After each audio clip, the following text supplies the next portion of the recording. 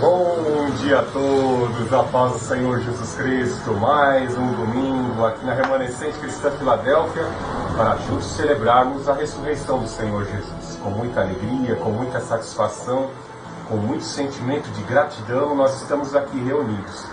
Para isso vivemos, desde o dia em que reconhecemos o Senhor Jesus Cristo como nosso Senhor e Salvador, passamos a viver de certa forma a vida dele em nossa vida, corrigindo os nossos erros, buscando uma vida penitente, tentando viver longe do pecado, se afastando do pecado e buscando a santificação. Quem crer e obedecer tem a vida eterna. Esta é uma das exortações do Senhor Jesus Cristo. E é isso que queremos, que a verdade ela liberta. Nós conhecemos a verdade plena, soberana, absoluta, incontestável, que é a verdade do Senhor Jesus Cristo. Ele foi o único que venceu o mundo sem pecado.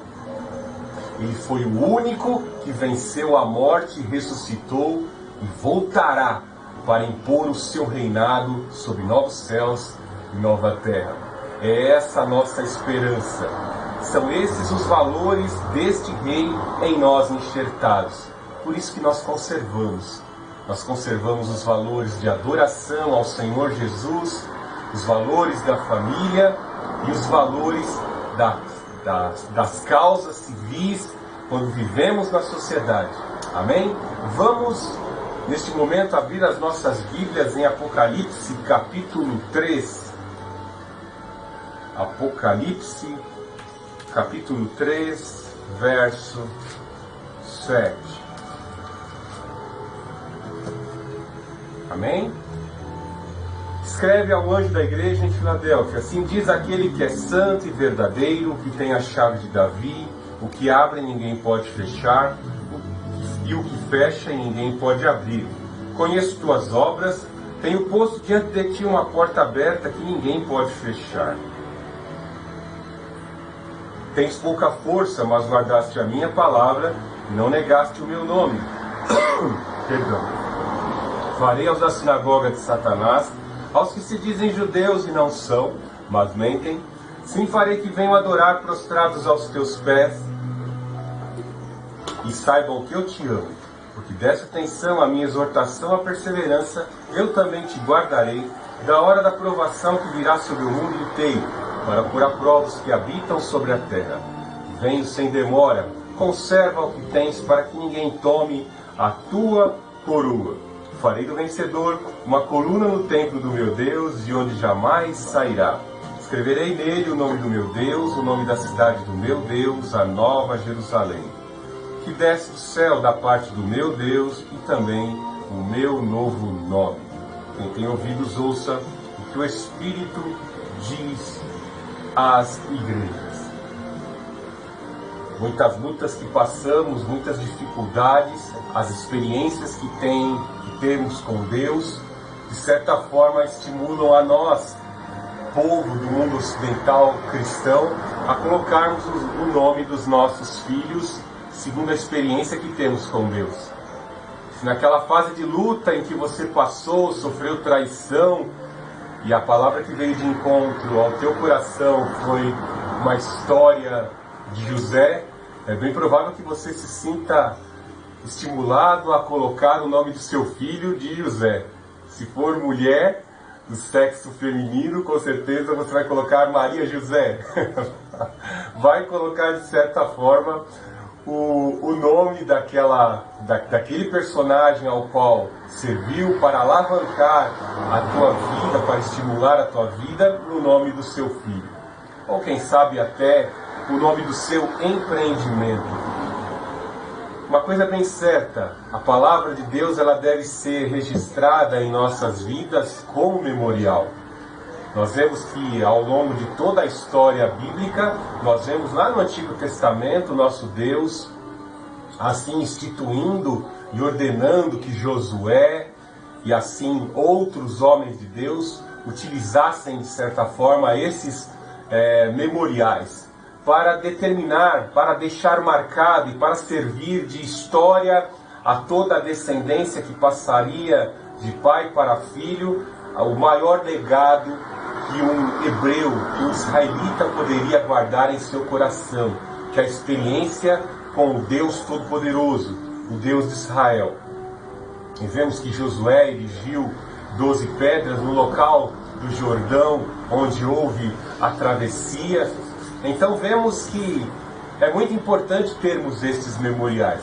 É muito comum vermos em todas as grandes cidades, no centro das grandes cidades, obeliscos que são símbolos maçônicos, que assim são colocados como referenciais, às vezes em homenagem aos ilustres, aos mais ilustres desta organização. Uma coisa bem certa, nós temos que trazer na nossa memória aquilo que nos traz a esperança. É muito importante a cada dia lermos a palavra de Deus e buscarmos na palavra de Deus alimentarmos a nossa mente constantemente com o alimento. Nem só de pão viverá o homem, mas de toda a palavra que sai da boca de Deus.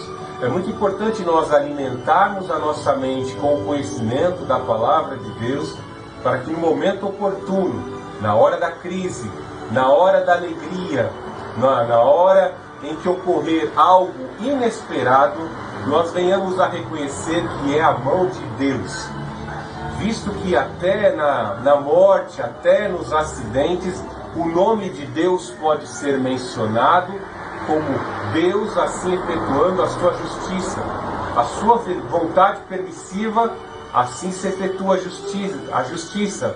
Na sua vontade ativa, assim se ministra a justiça. Nosso Deus não erra nunca. Nosso Deus sempre age com perfeição, com justiça e com ética em todas as suas atitudes. Nós temos que reconhecer isso. Até nas perdas, nosso Deus sabe muito bem por que estamos passando por esta situação hoje, o desdobramento e a consequência. Boa, perfeita e agradável é a vontade de Deus. A vontade de Deus é boa, perfeita e agradável. E todas as coisas cooperam para o bem daqueles que amam a Deus. É óbvio que, se nós fizermos opções erradas, nós vamos colher as consequências e implicações dessas escolhas erradas. Mas uma coisa é bem certa: o Deus ao qual servimos, se fizermos uma escolha errada e nos arrependermos, Ele estará sempre de braços abertos, com a mão estendida, para de certa forma estar reparando aquilo que foi de errado. Então o nosso Deus, Ele se apropria de toda e qualquer circunstância para efetuar a sua justiça.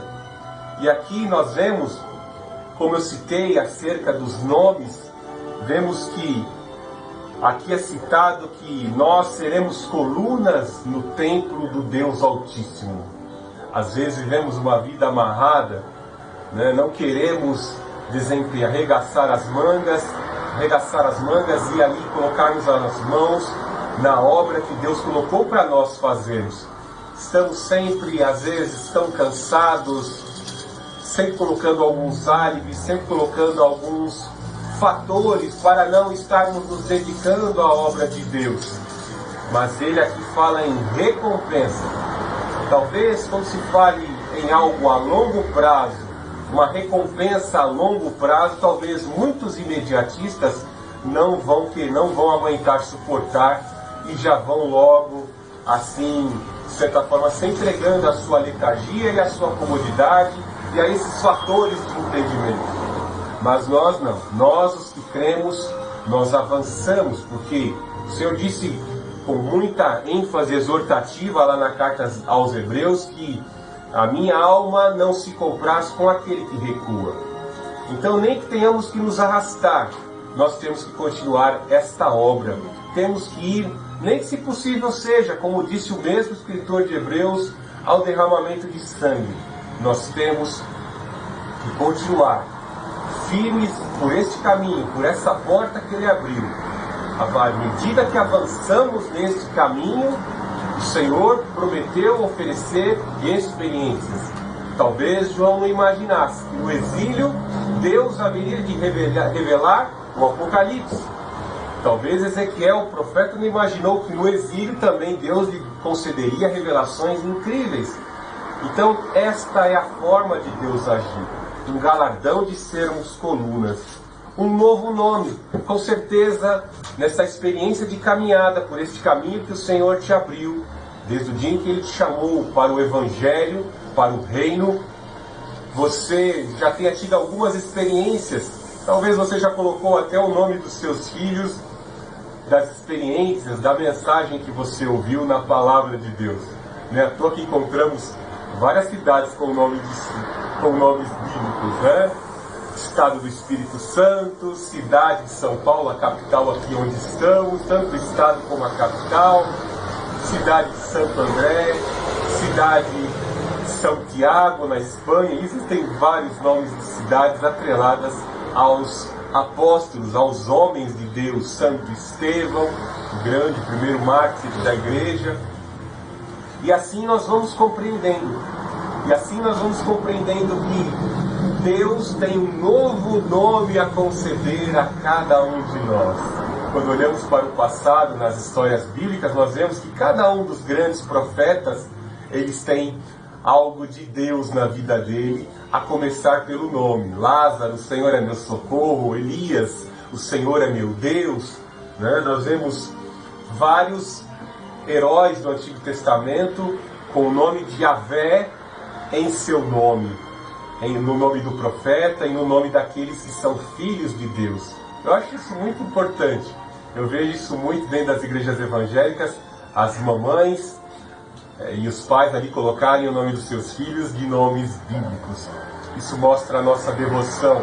Isso, de certa forma, demonstra o quanto queremos a intervenção de Deus em nossa família, a começar pelos filhos que nascem, né? E vão assim desenvolver a sua vida, porque os pais almejam a salvação e muito mais ainda o bem para os seus filhos, de querer que toda a sua descendência sirva ao Senhor.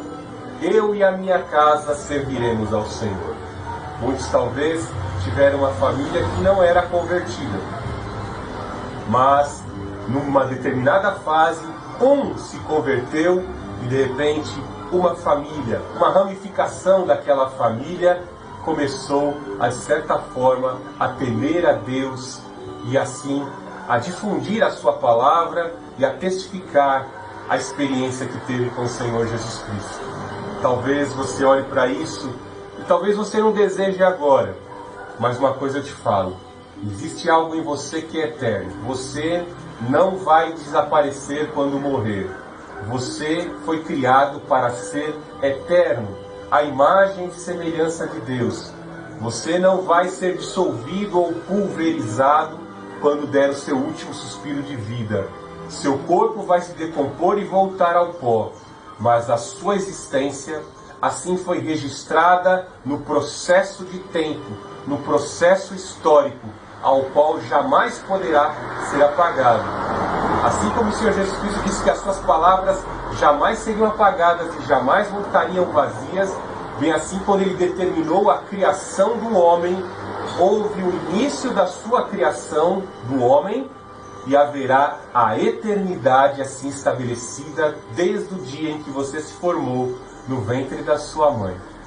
Então, que você seja zeloso na prática das boas obras para glorificar aquele que te criou, aquele que é o teu Senhor, o Senhor Jesus Cristo. Por quê?